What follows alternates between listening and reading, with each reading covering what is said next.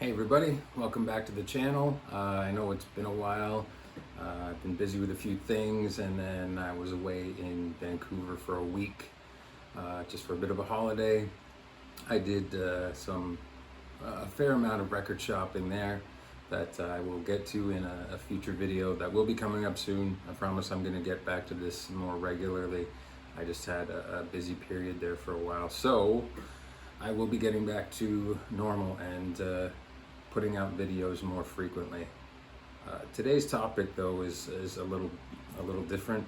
I'm not one for doing the tribute videos, and with Ozzy passing just a while ago, everybody and their grandmother did a video tribute and had pictures and everything else of Ozzy up there, and I didn't want to be that guy. Not that Ozzy wasn't important or Black Sabbath. I mean, I love that stuff, but it's been overdone. Maybe not overdone, that's not the right word, but it's been done a lot, so you don't need to see another one of those. But then something happened that was a little more close to home for me, with Terry Reid passing away. And Terry Reid is like the unsung rock and roll hero, singer, songwriter, guitar player that just never quite got the break he deserved. Everybody knows the story about him being offered the lead singer position for what would become Led Zeppelin, the new Yardbirds thing, and Terry famously turning it down. But nobody knew then. Nobody knew that Led Zeppelin were going to be as huge as they were. So Terry said, no, I've got a gig opening for the Rolling Stones, and he opened for the Stones on, I think, 2 US tours, opened for Jethro Tull, opened for Cream. So, he had a lot going, so it just didn't make sense at the time. And he was also offered the lead singer position for Deep Purple after Rod Evans had left, so he would have been the Deep Purple Mark II lead singer, which would have been interesting as well. So a lot of things, it's just, they weren't bad decisions, they were just decisions, and Terry always wanted to do his own thing. It didn't seem like he wanted to be the leader of somebody else's band. He wanted to do his own thing. But yeah, it's just kind of depressing when you hear how good his music was and still is, and the fact that he didn't get recognition then, and even up until now didn't get the notice he deserved.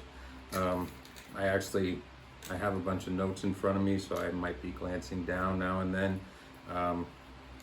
because I don't want to forget anything, because I want people to know as much as possible about that guy. And beyond anything else, you're on YouTube already, so I don't care if you leave my channel right now. Just go and look up Terry Reid and watch him do Superlungs on Beat Club in Germany, or there's footage of him at I think it was the second Glastonbury in '71, and he sounds fantastic.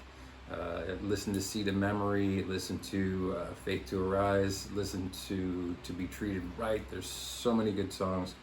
Just go on YouTube, spend 5 minutes, and I mean, I'll give you my top 3, the ones to look for a little bit later in the video. But yeah, just the whole point of this is for you to, at some point, go and just take a listen to Terry Reid. It's something you won't regret. So, his first album, which is this one, which I was lucky enough to find a copy of. This is kind of a hybrid copy, because it's a US cover with a Canadian pressing inside. Make sure you have a decent look at it. Back cover photo is the same, just slightly muted. On Epic back then, 68. So the first record came out in 68. This is a decent copy that I got at a record show in London, Ontario, and was super excited to find, because I just never saw Terry Reid records around. So I found this one, and paid the fair price for it. It was discounted a little bit. It was getting close to the end of the sale, and I was so happy to find it. But a really odd thing happened very soon after that, because I found that at the record show on a Sunday. The next day, I went into my local record store, the Record Works in Woodstock, Ontario, and went to the new arrivals for used, and they had this one, which is the one I really, really wanted. Seed of Memory, favorite album, favorite song. The first 4 tracks: Faith to Arise, Seed of Memory, Brave Awakening, To Be Treated Right. Absolutely killer stuff. Unbelievable. A voice like if Steve Marriott from the Small Faces and Robert Plant combined their 2 voices, you get Terry Reid. That's the closest thing I can compare it to if you want to try and do a comparison. It's hard to describe, but yeah, amazing power in his voice. Everybody called him Superlungs because he could go from almost a whisper to a scream really effortlessly, it sounded like. So this copy of Seed of Memory I paid a whopping $23 for, because it's got some ghost writing on the cover. So there's the copy on ABC. ABC famously, I think it was the week this record was released, they went bankrupt, so Seed of Memory didn't get the promotion it needed and deserved. I think that probably, if ever there was going to be a breakthrough record for Terry Reid, it would have been Seed of Memory, but fate, bad luck, whatever you want to call it, that's what happened.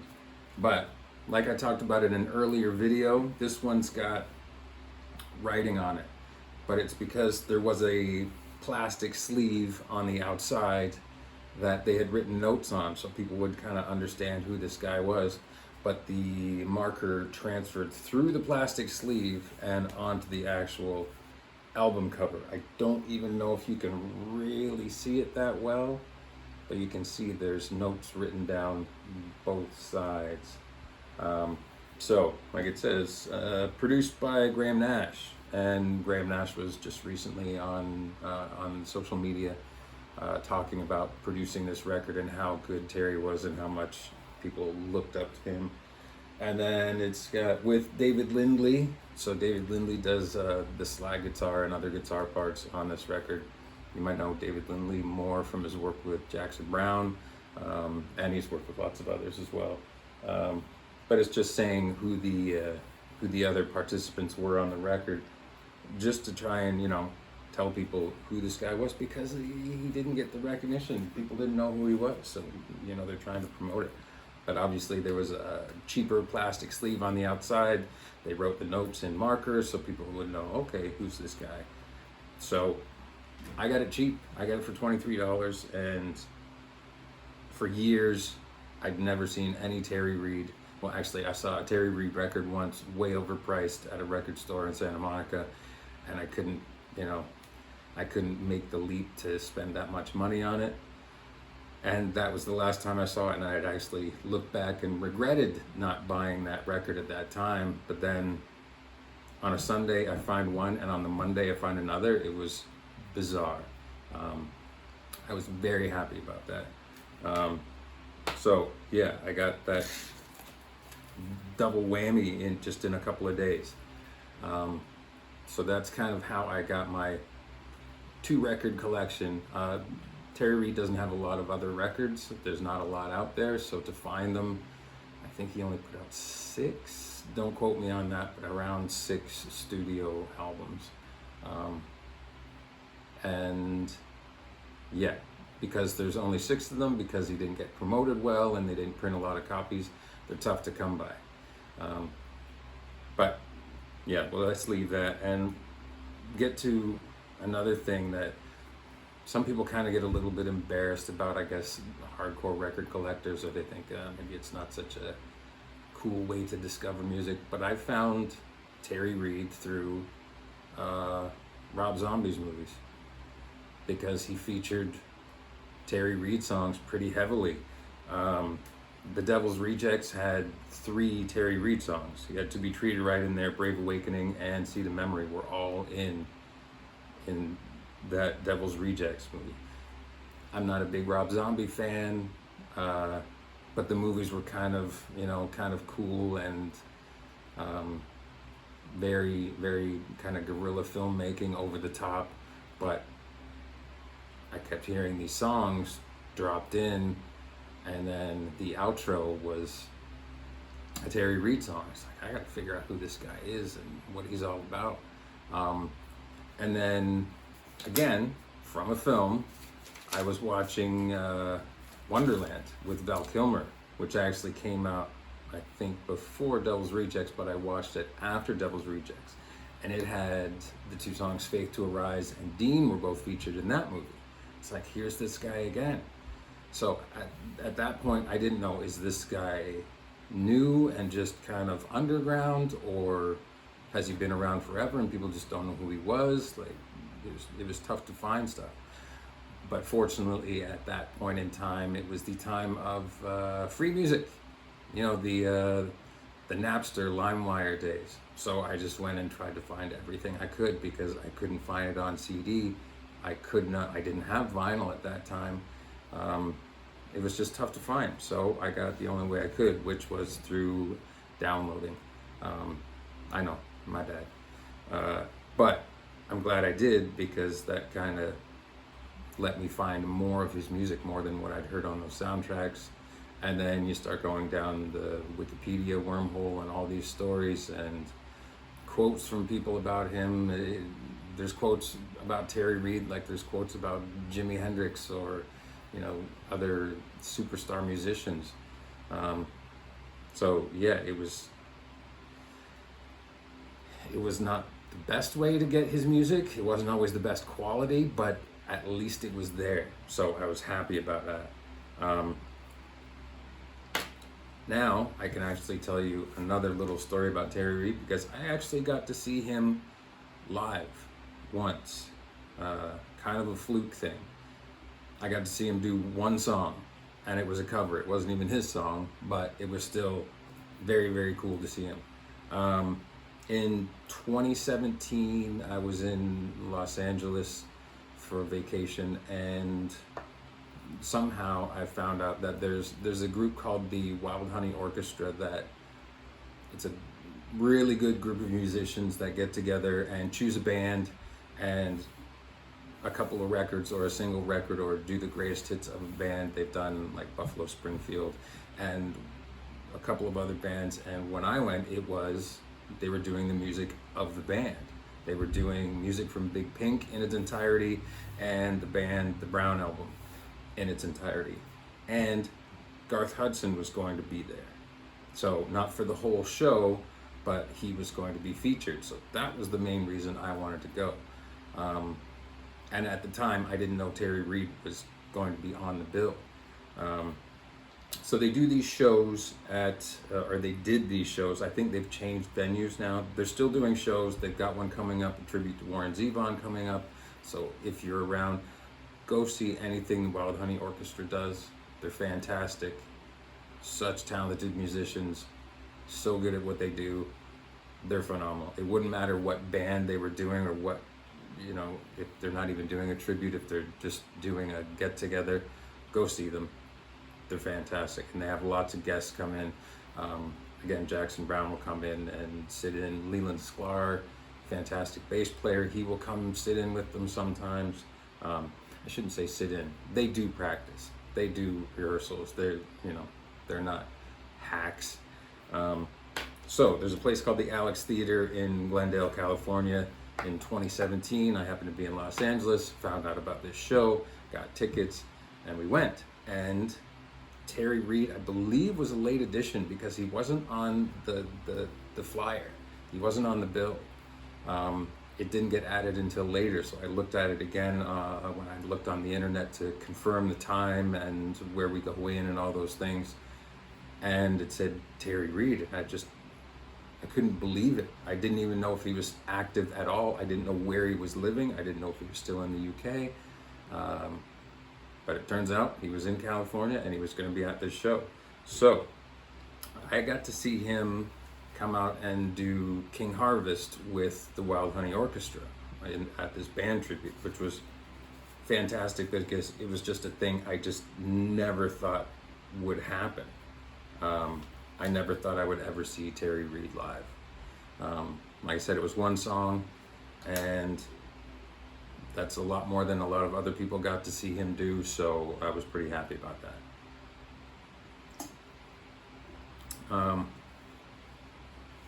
Then, after he performed his song, Terry says, I've got a story to tell you, just one short story. And he starts talking about he needed money and he had a guitar to sell. So his buddy, Joe Bonamassa, who was a famous buyer of vintage guitars, talked to Joe. Joe said, I think I might have somebody for you that's interested in your Telecaster.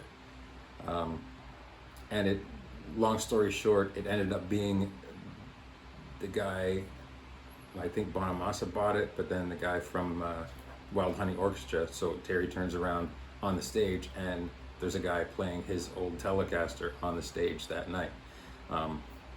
So it was nice to hear him sing, and it was nice to hear him just tell a story. It was more than I ever thought I would get. So that was a really cool thing. And while I'm talking about this show and with the band at the Alex Theater with Wild Honey Orchestra, another funny little story. Garth Hudson at this time was, getting up there. He's just passed quite recently, but even then he was quite hunched over, and he came out to do his part, and stage right up at the back they had two Hammond B3 organs kind of face to face. So there's one guy here and one guy here, and they're kind of trading off on them. And then at one point they bring Garth out, somebody's helping him because he's not very stable, and they sit him down at this Hammond B3 and he starts messing around, and then you can see he's losing his patience, he's getting angry. And he gets up and you can see him, yelling and screaming. I guess some of the drawbars on the Hammond B3 organ weren't working properly, and the old guy just lost it, and you could see it. I mean, we're up in the balcony, but you can still see he was very, very animated. He was not impressed, and I'm thinking, okay, so he's gonna come out, the organ's not gonna be working properly, he's gonna get so angry that he just leaves and doesn't perform, because he did just walk off the stage. He just had a fit and left the stage. I was kind of, okay, I shouldn't give up, but I kind of want to give up. And then eventually he came back out because stage right lower there was a grand piano. So instead of doing what you would expect, getting up and playing on a clavinova or a big Hammond B3 or that kind of a keyboard, Garth sat down at a grand piano and just started to play. And then interspersed with whatever he was playing, he would put in a few bars of O Canada and then go back to whatever he was doing, go off on another crazy riff and little recognizable parts, and then little things he'd figured out on his own, and then go back in for another 4 bars of O Canada and then back out again. And he did that for probably, I'm guessing, around 10 minutes. So instead of playing what you expected him to play, he came out and just did his whole own other thing, and it was so cool. And again, that was a guy that I didn't think I would ever see play live. He was pretty reclusive by then. He was definitely not playing a lot of shows by that point. I thought my opportunity to see Garth Hudson play live was long gone, thing of the past. But it worked out. So that night I got to see 2 people that I thought I would never ever see live. And it was a pretty cool experience. But once again, if you're ever around, I can't remember where it is, the theater that they're using now, I know it's not the Alex in Glendale anymore, or not, at least not for this show, not for the Warren Zevon show that's coming up. But yeah, anytime you see Wild Honey Orchestra, if they're doing anything, sometimes they do little backyard shows. If you're around, take the time, spend the money, go see them. They're amazing. Just a fantastic bunch of musicians. Yeah, I think that's it for my Terry Reid tribute, other than to just say again, go find Terry Reid music wherever you can find it. You might not love it, but you'll at least like it and appreciate the talent that this guy had. And the fact that he didn't get the recognition he deserved. So I'm gonna make this video just to try and direct people towards him. Everybody, like with the Ozzy thing, everybody knows Ozzy. Everybody knows him either from Black Sabbath or solo stuff or the TV show. I mean, Ozzy was notorious. He was everywhere. He was, you know, he did commercials. He did all that kind of stuff. There was all kinds of it. So everybody was aware of Ozzy. Not as many people were aware of Terry Reid. So I think that he deserves some more attention. I wish he had more attention when he was alive, and I wish he had more people behind him and supporting him and promoting him, but that didn't happen. But yeah, just go listen to his music. Go listen to Seed of Memory. That's my number one all-time favorite. He has lots of great songs. I go through periods where there's songs that I listen to more than that, but the one I always come back to is Seed of Memory. Yeah, so listen to Terry Reid is the point of that. Yeah, and it is on YouTube. It's on YouTube. There's lots of footage there, so if you feel like doing a deep dive, you can do that. If you feel like just spending a couple of minutes and taking a listen, go, okay, maybe I'll come to that, back to that later. You can do that. But yeah, just take the time. Trust me. Go listen to Terry Reid. You will not regret it. Okay, I guess I've done my Terry Reid spiel. I've pitched him as hard as I can. I'm gonna pitch one more time. Go listen to Terry Reid. But before I actually go, I've got, other videos lined up. There's a greatest hits video thread that's going around, so I'm gonna do something about that. Although it's not gonna be 20. Nobody needs to hear about my 20 favorite greatest hits records. I could go on forever. I'd rather pick 5 and talk about them and tell you why I like them and why you might like them, and you know. So there's that. Then I did a dollar bin dive that I got some cool records out of just a week or so ago. Then the stuff I got in Vancouver, I went to a few really cool shops there and picked up some obscure and surprising things there. What else was there? I'm gonna do greatest music mysteries. So what do you think is the greatest music mystery?